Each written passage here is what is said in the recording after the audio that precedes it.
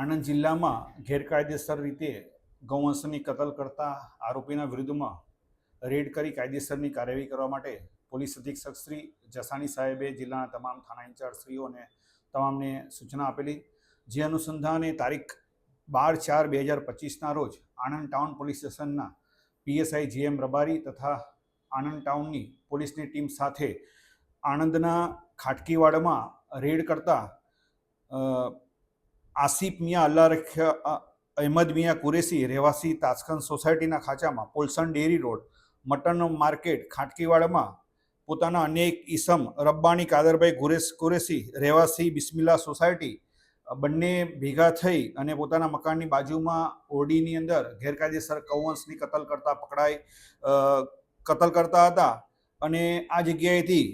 ગૌવંશના આશરે 705 કિલો ગૌમાંસ તથા સાધનો તથા મોબાઈલ મળી કુલ 1,48,200નો મુદ્દામાલ મળી આવતા આ બંને આરોપી તથા અન્ય નાસી ગયેલા ઈસમોના વિરુદ્ધમાં ગુનો રજીસ્ટર કરવામાં આવેલો હતો. આ બંને આરોપીઓ સ્થળ ઉપર નાસી ગયેલા, જે આરોપીઓને આણંદ ટાઉનની ડિસ્ટાફની ટીમ પીએસઆઈ ડોડિયા તથા ટીમના માણસોએ બંને આરોપીને પકડી અને કાયદેસરની કાર્યવાહી કરવામાં આવેલી છે.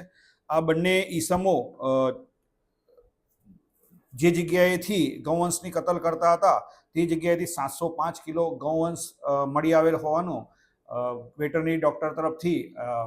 પૂરતા પુરાવા મળી આવતા સર્ટિફિકેટ આપતા આ બાબતે ગૌવંશ કતલનો ગુનો રજીસ્ટર કરવામાં આવ્યો. હાલમાં આરોપીની ધરપકડ કરવામાં આવેલી છે.